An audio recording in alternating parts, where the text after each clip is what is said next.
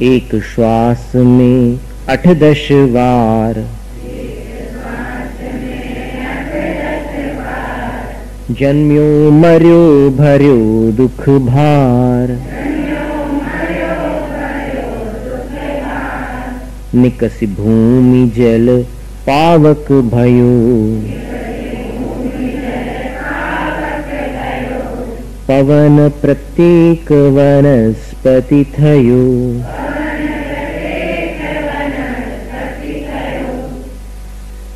अब निगोद में क्या दशा रहती है जीव की? तो एक श्वास में 8-10 बार, एक श्वास। अब श्वास का अर्थ जो है, अपन जो सांस ले रहे हैं वो 1 मिनट में 12 से लेकर 18 श्वास लेते हैं। अगर ज्यादा श्वास लो तो फिर चेकअप कराना पड़ता है डॉक्टर के पास। 18 से ज्यादा सांस चले 1 मिनट में तो। लेकिन यहां क्या कह रहे हैं कि एक श्वास में 8-10 बार। शास्त्रों में उल्लेख आता है कि 3773 श्वास 48 मिनट में मनुष्य के होते हैं। 48 मिनट माने एक मुहूर्त में श्वासों की गणना 3773 होती है। 2-3 के बीच 2-7। याद करने का तरीका, ये सब मेमोराइजेशन ट्रिक्स हैं। 2-3 है, बीच में 2-7 है। तो एक मुहूर्त में जीव के इतने श्वास होते हैं। तो कब होते हैं? अभी अपन देखो तो श्वास, अगर 12 श्वास लेने वाला कोई मनुष्य है तो 48 मिनट में कितने लेगा? 1 मिनट में 12 ले रहा है तो 48 मिनट में इतने तो नहीं ले सकता। 18 भी अगर कर दो तो भी नहीं ले सकता इतने। तो एक ऐसा सुझाव आया था कहीं कि छठे काल के अंत में जब मनुष्य की आकृति मात्र 1 हाथ प्रमाण रह जाती, इतनी 1 हाथ, तो 1 हाथ प्रमाण छोटे आकृति का जब मनुष्य छठे काल के अंत में रह जाता है तो जो प्राणी जितना छोटा होता है उसकी सांस उतनी फास्ट होती है, उतनी तीव्र गति से होती है। आप पक्षियों को देखिएगा कि कितनी तेज सांस लेते हैं, और हाथी देखिएगा कितना धीमे धीमे सांस लेता है। 1 मिनट में 2-3 सांस ले ले, धीमी सांस लेता, कम सांस लेता है। तो उनका ऐसा अनुमान था कि छठे काल के अंत में ऐसा हो सकता है कि इतनी सांस ले ले मनुष्य कि 373 48 मिनट में, तो 1 मिनट में कितनी?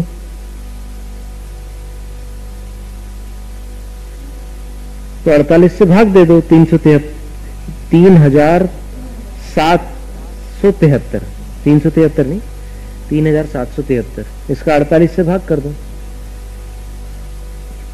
तो उतनी श्वास 1 मिनट में ले। पर ये श्वास का जो गणित है उसको दूसरे प्रकार से अगर अपन लगाए आज के विज्ञान की सहायता से, तो फिर संभवतः वो गणना आ जाए। ये ब्रीदिंग जो होती है इसको अपन बोलचाल में श्वास कहते हैं, लेकिन ब्रीदिंग और रेस्पिरेशन इनमें बड़ा अंतर है। ब्रीदिंग में क्या होता है कि अपन एक सांस लेते हैं तो उतनी देर में अपने फेफड़े पूरे वायु से भर जाते हैं, ऑक्सीजन से, और छोड़ते हैं तब फिर कार्बन डाइऑक्साइड बाहर हो जाता है। लेकिन अपना जो हृदय होता है, हार्ट, वो अंदर भरी हुई श्वास में से ऑक्सीजन को जो अपने फेफड़े होते हैं वो हार्ट में पहुंचा देते हैं, और वो ऑक्सीजन से भरा हुआ ऑक्सीजनेटेड ब्लड पूरी शरीर में एक फड़कन के माध्यम से धक धक धक धक, ये जो हृदय धड़कता है ना, तो उस धड़कन के माध्यम से एक धड़कन में वो पूरा ब्लड सारे शरीर में पहुंच जाता है और पूरे शरीर को ऑक्सीजन मिल जाता है। और ब्रेन को अगर कुछ सेकंड्स के लिए ऑक्सीजन न मिले तो उतने सेकंड्स में ब्रेन की कोशिकाओं में जो नुकसान पहुंचता है उस नुकसान की फिर जीवन भर पूर्ति होना संभव नहीं है। इतना भारी नुकसान पहुंच सकता है अगर ऑक्सीजन ब्रेन को सही मात्रा में न मिले तो। और वो जो हृदय की धड़कन होती है उससे एक एक धड़कन में पूरा ऑक्सीजन शरीर में फैल जाता है, उसको रेस्पिरेशन कहते हैं।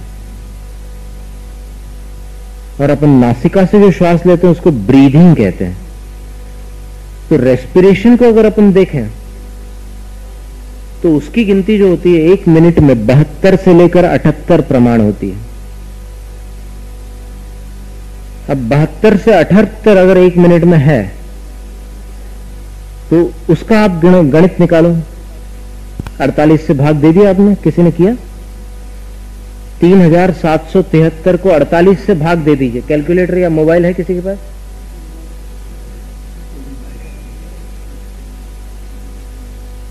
तीन 3773 को 48 से भाग दे दीजिए, कितनी आ रही गिनती?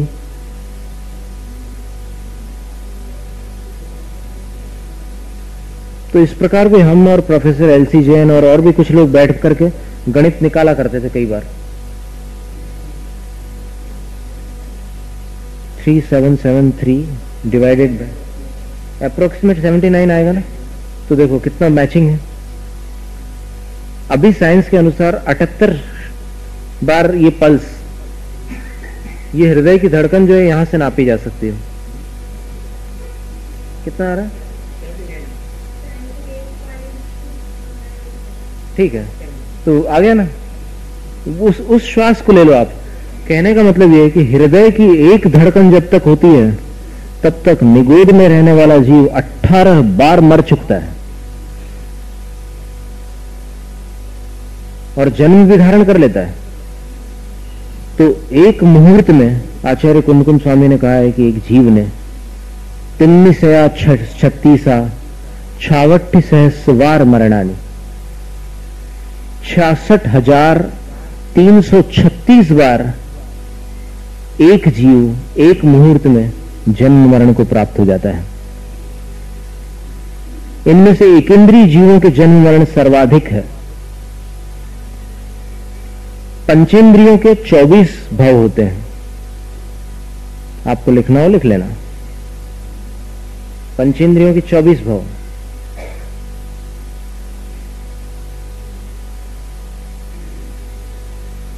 फिर चतुरेंद्रीय जीवों के 40 भव।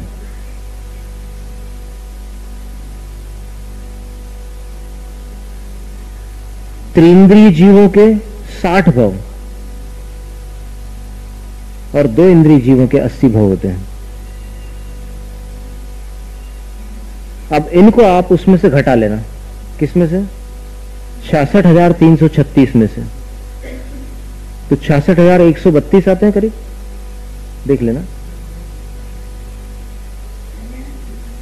336 में से इतने घटा लो, कितने?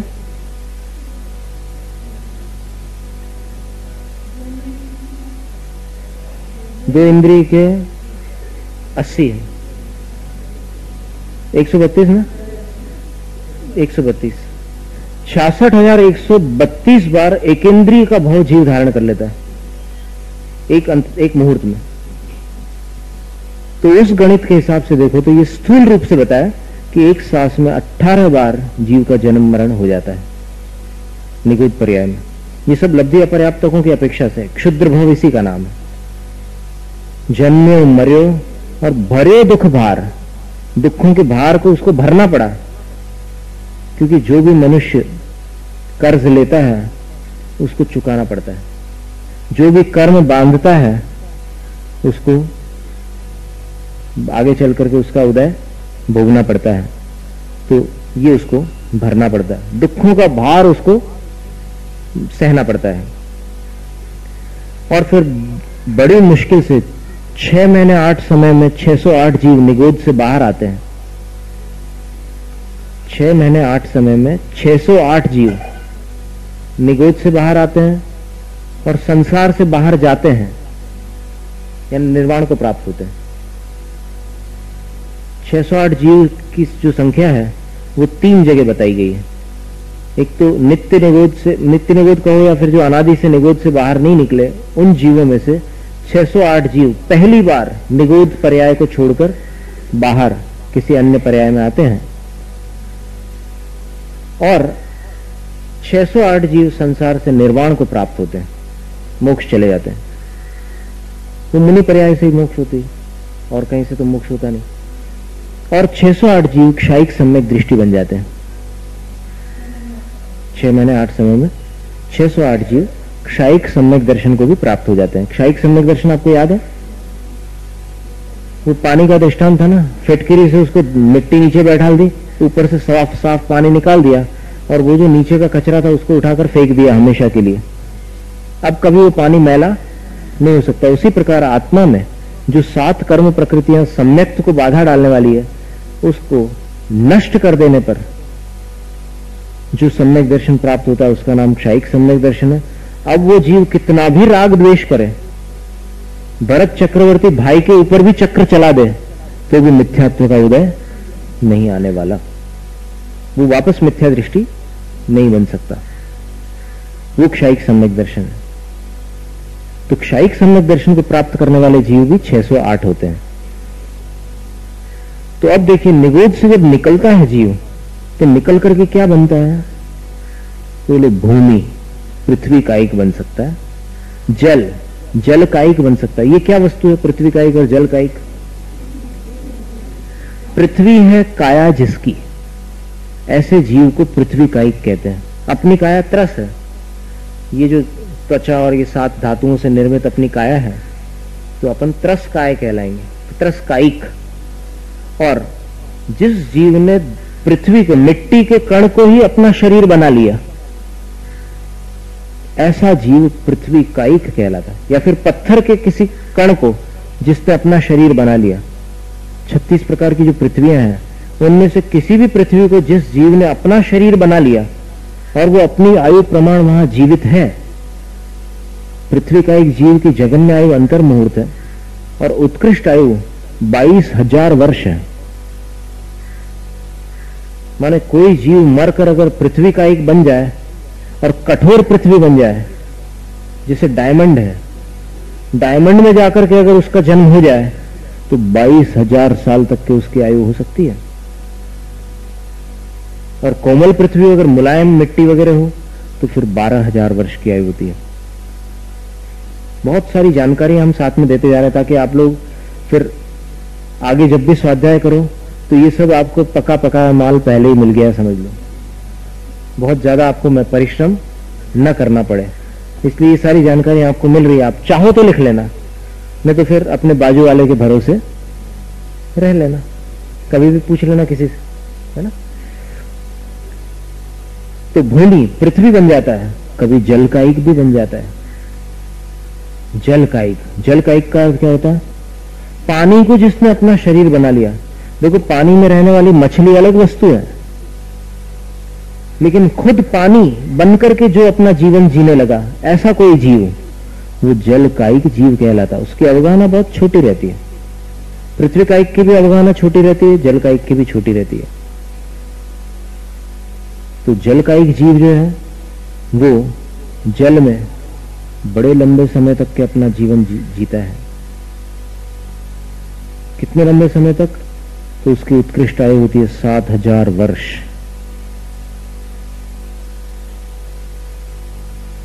और फिर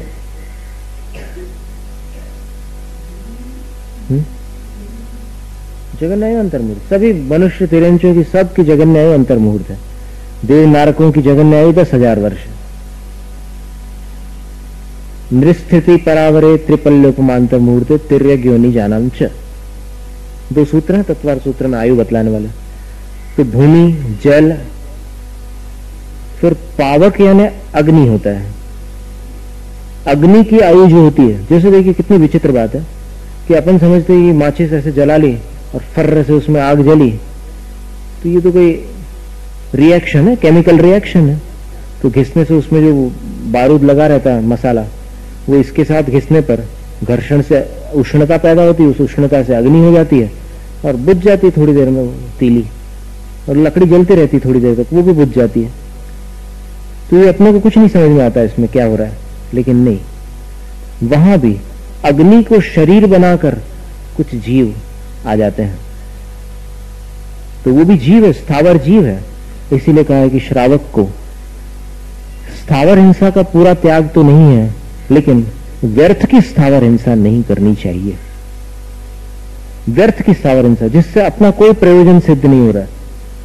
भोजन बनाते समय आप अग्नि जलाते हैं उसकी मनाही नहीं है, लेकिन आप माचिस लेकर के उसमें ऐसे तीली फंसा कर ऐसे ऐसे कैरम बोर्ड जैसे मारते हैं ना स्ट्राइकर, वैसे उड़ा करके उसको जलते हुए नीचे गिरते देखो और उसका मनोरंजन करो आप, तो ऐसी व्यर्थ की स्थावर हिंसा नहीं करनी चाहिए, क्योंकि वो अग्नि भी जीव है। जैसे अपन तरसकायिक है, वो स्थावर कायिक है, उसमें जान है, उसमें जिंदा प्राणी है, जीवित है, जीव है वहां। तो व्यर्थ की हिंसा नहीं करना चाहिए। अब फिर दीपक की आरती और ये सारे जो प्रश्न हैं, तो उसका विचार करके देखो आप, तो फिर वहां पर ये जो है संकल्प हिंसा है, जो मनोरंजन के लिए आप सिर्फ अपनी खुशी के लिए किसी जीव को बाधा पहुंचा रहे, संकल्प हिंसा है। गृहस्थ जीवन में संकल्प हिंसा त्याज्य होती है, आरंभ हिंसा का त्याग नहीं है। और फिर कोई पूछे कि भाई दीपक के बिना पूजा नहीं हो सकती क्या? हो सकती है, लेकिन आपका मन नहीं लग सकता, क्योंकि गृहस्थ के लिए शास्त्रों में आचार्यों ने उपदेश दिया है कि गृहस्थ जब भी पूजा करेगा तो कुछ आलंबन उसको जरूर लेना पड़ेगा। बिना आलंबन के उसका मन स्थिर नहीं हो सकता। गृहस्थ का मन बहुत चंचल होता है। किसी ने कहा है कि 3 बार से ज्यादा नमोकार मंत्र में ध्यान नहीं लग सकता किसी गृहस्थ का। नमोकार मंत्र आप 3 बार ध्यान से पढ़ो, चौथी बार आपका मन खिड़की के बाहर जाएगा और फिर तो कहां से कहां चला जाए कोई पता ही नहीं, मन भटक जाएगा। तो इसलिए आलंबन लेकर के करना पड़ता है, और वो जो आलंबन है उसमें आरंभ है, माने जीवों को बाधा होती है। और जीवों को बाधा होते हुए भी आपने उससे अपने सुख का उद्देश्य नहीं रखा है।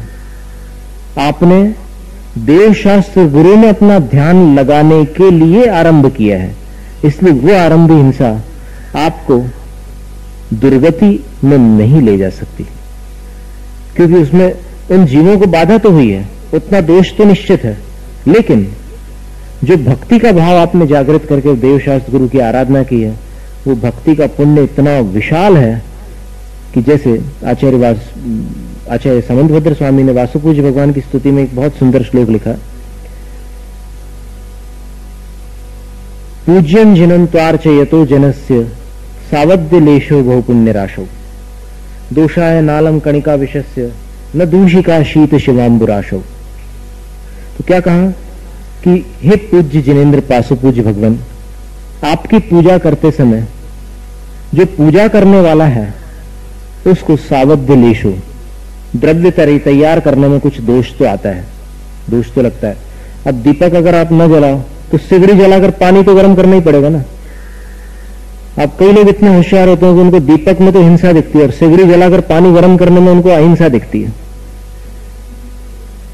मतलब इतना विवेक उनका स्थगित हो जाता है कि वो उसको दीपक को हिंसा मानते हैं और फिर अग्नि में जो पानी गर्म किया है उसको हिंसा नहीं मानते। लेकिन ऐसा नहीं है। आचार्य समंतभद्र स्वामी कह रहे हैं कि आप 8 द्रव्यों में से किसी भी द्रव्य को निर्माण करोगे, कैसी भी तैयारी करोगे, 8 द्रव्यों में दोष तो लगेगा आपको, लेकिन उस दोष में और इस पुण्य में जब तुलना करके विचार करोगे तो पता चलेगा कि ये पुण्य सागर के समान है, अमृत के समुद्र के बराबर है। और वो जो दोष लगा है आपको, वो एक विष की बूंद के समान है। एक ग्लास में अगर विष की बूंद पड़ जाए तो मौत हो सकती है, लेकिन समुद्र के पानी में, अमृत के समुद्र में अगर विष की बूंद पड़ जाए तो उस पानी को पीने वाला कभी मरण को प्राप्त नहीं हो सकता। इसलिए पूजा के द्रव्य के आरंभ में जो भी दोष लग रहा है वो पूजा की भावना से साफ हो जाता है, और पूजा की भावना आपको सद्गति में ही ले जाती है। इसलिए पूजा के द्रव्य संबंधी ज्यादा तर्क वितर्क न करते हुए और ज्यादा होशियारी न बतलाते हुए, जैसा शास्त्रों में वर्णन है और जैसा आपकी परंपरा अनुमति देती है, ये साथ में हम इसलिए जोड़ रहे हैं, ये शास्त्रीय कथन नहीं कर रहे हैं, ये हम इसलिए कह रहे हैं कि ताकि आप मात्र इतनी जरा सी बात को लेकर के झगड़े करके धर्म के निमित्त से दुर्ध्यान न करो। ठीक है ना? नहीं तो शास्त्र को अगर आप पढ़ो तो मतलब बिल्कुल अंगूठा आप व्यक्ति भी अगर शास्त्र पढ़ ले तो उसको सारी बातें स्पष्ट मिल सकती है कि शास्त्रों में क्या विधान है। लेकिन फिर कहीं कहीं जो जैसी पद्धति चलती है वहां पर उसके अनुसार उनको करना चाहिए। करना इसलिए चाहिए श्रद्धा से नहीं, लेकिन वहां की व्यवस्था के हिसाब से उनको वैसा करना चाहिए ताकि विवाद न उत्पन्न हो और फिर विवाद से दुर्ध्यान और समाज में टूट फूट न पैदा हो, हिल मिलकर जैसा कर रहे हो धर्म ध्यान करो, बस सीधी बात यह है। लेकिन शास्त्रों में आप देखेंगे तो फिर आपको बहुत सारी जानकारियां मिलेंगी, और उन जानकारियों को प्राप्त करके जहां पर वैसा हो सकता हो वहां पर वैसा देख लीजिए, और जहां नहीं तो वहां पर वैसा, जैसी व्यवस्था हो। व्यवस्था को भंग करने का हम कभी उपदेश नहीं देते, लेकिन शास्त्र में जो बात है उसका उल्लेख हम निर्भीकता के साथ करते हैं। हमें कोई डर नहीं है कि शास्त्र में ये लिखा है इसको छुपा के रखें और फिर ये बात न बताएं किसी को, फिर इससे लोग क्या कहेंगे, फिर क्या विवाद होगा, कैसा होगा, कुछ नहीं। वो तो जो बात है साथ में हम विवाद के लिए हम ये भी कह देते हैं ना कि भाई विवाद नहीं करना आपने को, अपन यहाँ भगवान की भक्ति करने आए हैं। अब वो सामने वाला अगर लवंग चढ़ा रहा है किसी क्षेत्र पर, मान लो अपन उदाहरण लेने मांगी तुंगी जी, आप गए और फिर आप अपने द्रव्य लेकर के गए, कोई दूसरा गया, मराठी था, महाराष्ट्रियन था, वो अपनी थाल सजा करके ले गया। अब वो अगर पेड़ा चढ़ा रहा है या फिर वो अगर फूल की माला चढ़ा रहा है या और कोई चीज चढ़ा रहा है, तो आप उसको देख करके अपने मन के भाव मत बिगाड़ो। आप अपने विचार में ये मत सोचो कि वो मिथ्या दृष्टि और मैं सम्यक दृष्टि हूं। और फिर उसका भी ये कर्तव्य है कि देखो ये पुष्प चढ़ा रहा है लेकिन पुष्प बोल करके कुछ और चढ़ा रहा है, चावल के दाने, उसको भी ये नहीं सोचना चाहिए। दोनों का ध्यान भगवान पर हो तो कल्याण हो, एक दूसरे पर होने से आज तक कल्याण नहीं हुआ और न होगा। सही बात है ना? हाँ, बस तो फिर अब मन में रखो उसको। सही बात है तो उसको स्वीकार कर लेना चाहिए और फिर अपना धर्म ध्यान। अपन मंदिर क्यों आए? उसकी थाली देखने के लिए आए थे क्या? अरे उसकी थाली तो आप फोटो में देख लेते किसी को भेज करके, लेकिन मंदिर आकर आप उसकी थाली देखकर दुर्ध्यान करो तो फिर आपका भी नुकसान है, आपका समय भी खराब हो रहा है, आपके पैसे भी खराब हो रहे हैं, क्योंकि आप फोकट में तो आते नहीं कभी, और सब तरफ से नुकसान ही नुकसान होता है। और फिर जो कर्म बंधेंगे आपको वहां पर एक दूसरे के प्रति कषाय करके, वो कोई पुण्य कर्म तो नहीं बंधेंगे हमारे ख्याल से। आपका जो ख्याल हो आप जानो, पुण्य का बंध होगा क्या एक दूसरे को देखकर कषाय करने से? नहीं होगा। तो फिर आप अपनी थाल देखो और आपको जो चढ़ाना है अच्छे ढंग से बढ़िया चीज चढ़ाओ। 8 द्रव्य हैं, कितने सुंदर द्रव्य हैं, उनसे भगवान की पूजा करो। तो ये पावक की जो बात आई ना अग्नि की, तो अग्नि वास्तव में, अग्नि को शरीर बनाकर जीने वाले जीव उसमें रहते हैं। अग्नि का एक जीव होते हैं लेकिन स्थावर जीव होते हैं, इसलिए व्यर्थ में अग्नि की विराधना नहीं करना। अब बहुत से ऐसे लोग हैं जो दीपक का विरोध करते हैं लेकिन स्कूटर में जो अग्नि होती है उसका विरोध नहीं करते। आते हैं स्कूटर से, कहां आते हैं? मंदिर। स्कूटर से मंदिर आएंगे लेकिन दिया जलाने में उनको हिंसा लग रही है, स्कूटर चलाने में हिंसा नहीं। वहां क्या जलता है स्कूटर में? पेट्रोल जलता है कि नहीं जलता? तो ऐसा हो जाता है, बुद्धि मारी जाती है कषाय के कारण, बस मनुष्य का विवेक नष्ट होता है। ये नियम है। कषाय अगर ज्यादा आ जाए, देखो अगर किसी में संवाद चल रहा हो और संवाद, एक अगर संवाद पर अडिग रहे और दूसरा विवाद पर उतर जाए तो विवाद करने वाला हार जाता है। क्यों? क्योंकि उसको क्रोध आ गया। आर्ग्यूमेंट में कभी भी जिसको क्रोध आता है उसकी बुद्धि फिर सही तर्क देने में समर्थ नहीं होती, वो चिल्लाने लग जाता है। फिर कई प्रकार, वो हार के प्रथम लक्षण है क्रोध। क्रोध क्यों आया? क्योंकि अब मेरी नहीं चल रही है।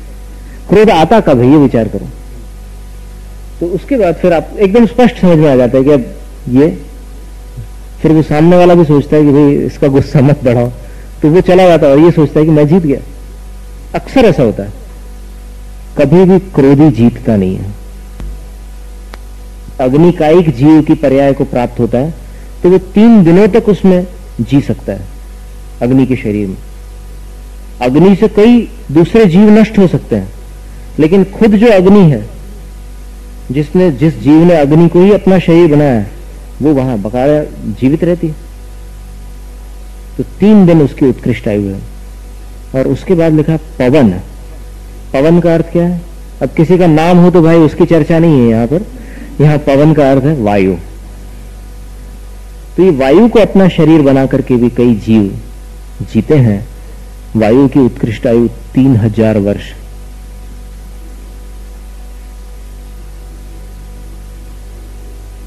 है कि नहीं? आश्चर्यजनक बातें हैं ये सारी। स्वाध्याय न करने के कारण पता नहीं रहता अपने को। और एक बार आप पंखा चला दो तो फट फट फट फट पंखे की मार से बहुत सारे वायुकायिक जीव अकाल मरण को प्राप्त हो जाते हैं। हो सकता है यहां की हवा वाले जो जीव वो 3000 वर्ष की आयु वाले हों, क्या पता।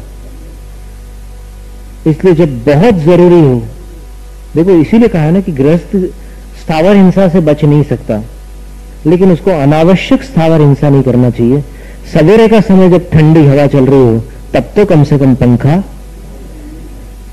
इतना तो समझ में आ रहा है ना आपको। ऐसा उपदेश नहीं है, शास्त्रों का उपदेश नहीं है। शास्त्रों में नहीं कहा कि तुम दोपहर में चालू रखो लेकिन इतना ध्यान रखना चाहिए कि व्यर्थ में किसी जीव की विराधना क्यों करना, व्यर्थ में।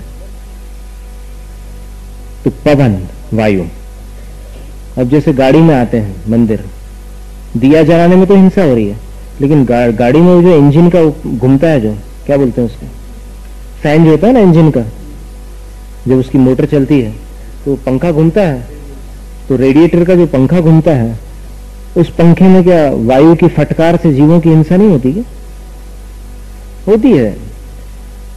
लेकिन अब गृहस्थ जीवन में ये सब आरंभ चलता रहता है, पर फिर भी ऐसा उपदेश दिया कि भाई ठीक है, गृहस्थी है और गृहस्थ जीवन में बहुत कर्मों का बंध होता है, आरंभ भी होते हैं, परिग्रह भी होता है, पर तो भी बनती कोशिश, ऐसा प्रयास करो कि जीवों को कम बाधा हो। अब जितने में अपना काम नहीं चल रहा है वो तो करना ही पड़ेगा, और जितने में चल जाता है उसको छोड़ दो। अनावश्यक हिंसा, अनावश्यक जीवों की विरोधना नहीं करो, क्योंकि वो एक अपेक्षा से अपन विचार करो तो अपना ही वंशज है कोई। देखो वो जो पुद्गल परमाणु है, ये समझ लो कि जैसे मान लो अपन कभी वायुकायिक जीव रहे या अग्निकायिक रहे, अपना शरीर छूट गया, अपन आज मनुष्य पर्याय में बैठे हुए हैं, और वो छूटा हुआ जो शरीर था उसको किसी और जीव ने धारण कर लिया, इसीलिए इनको धातु कहते हैं। धातु कहते हैं कि वो जो शरीर होता है उसको कोई दूसरा जीव भी धारण कर सकता है। जल का भी यही हाल है। समुद्र में देखो 7000 वर्ष उत्कृष्ट आयु है पानी की। अब समुद्र कितने सालों से, 7000 साल से है क्या? कोई हिसाब नहीं, अनादिकाल से है सागर और द्वीप और नदियां सब।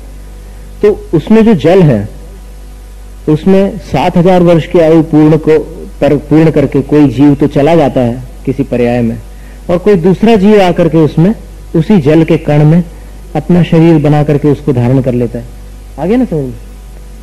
तो इस प्रकार निकसी, निगोद से निकलकर भूमि पृथ्वी का एक बना, जल जल का एक बना, पावक अग्नि का एक बना, और पवन वायु का एक भी बना, और प्रत्येक वनस्पति थयो, और प्रत्येक वनस्पति शरीर को भी इसने जीव ने धारण किया। प्रत्येक वनस्पति किसको कहते हैं?